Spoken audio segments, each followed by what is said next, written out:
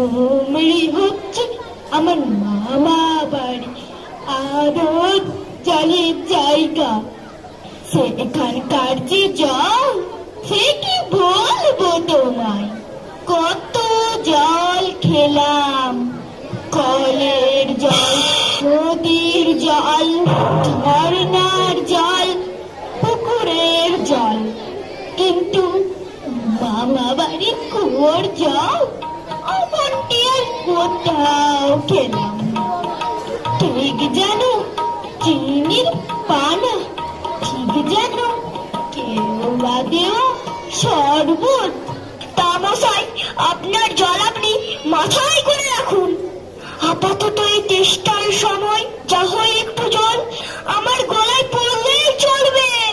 তাহলে বাপু, তোমার গায়ে বসে জল খেলেই তো পারতে। আজ কোষ পথ হেঁটে জল খেতে আসবার দরকার কি ছিল? যা হয় একটা হলেই হলো। ও আবার কিরকম কথা? আর তাচ্ছিল্য করে বলবারই দরকার কি? আমাদের যা পছন্দ না হয় খেও না, ব্যাস। গায়ে পড়ে নিন্দে করবার দরকার কি? আমি ওরকম ভালোবাসিনি। হ্যাঁ, 5 কোষ পথ হেঁটে এখানে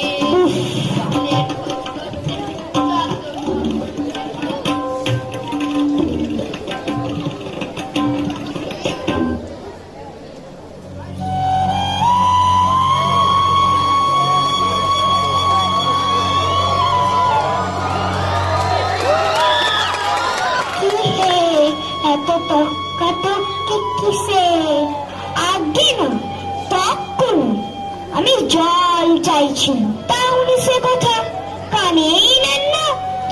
কেবল 7-5 কপ্প করতে লেগেছেন, তাই বলতে গেলুম তো রেগে মেঘে অস্থির। আরে দূর দূর, তুমিও যেমন জিজ্ঞেস করবার আনলো পাওনি।